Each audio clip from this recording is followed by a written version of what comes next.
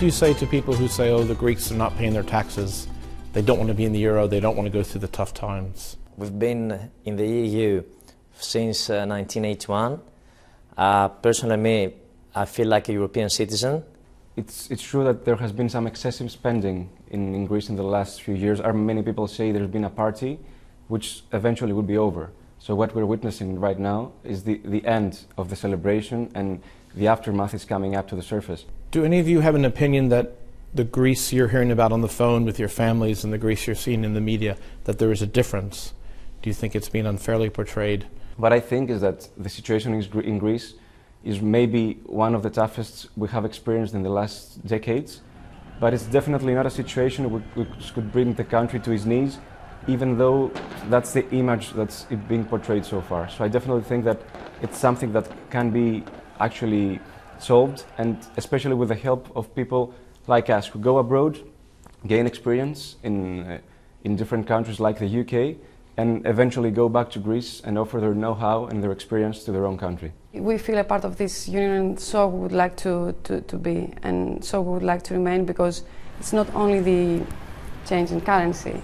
Being in Europe means much more than being in euro or being in drachmas, and we feel that, and so we would like to remain.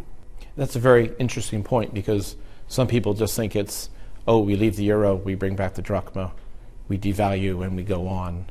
But that's not, it's not the piece of paper that makes you European. Yes, I agree. But coming back to what Maria just said, I think that basically what we need, and this has also been seen during the last days, also with Spain, that Europe has to go through a reform. So obviously it started through Greece. Greece, we can say that it was one of the weaker members in the EU. So it started from us, but I'm sure that we need a reform in the whole Union. Otherwise, the problem will continue. Let me finish on this if I can. What's the one thing that needs to change, or what's the one thing that you think is coming that will help Greece? Personally, I'm very optimistic about the future of Greece. And as a matter of fact, we need development through the European zone, through the euro. We need to create the environment to attract foreign investments. We need tax transparency, so or lowering the corporate taxes, so firms can create a budget, can structure the future projects they want, because right now they cannot do that because they're uncertain for the future tax system. And we welcome all foreign investments in Greece, entrepreneurs, and from the UK and abroad.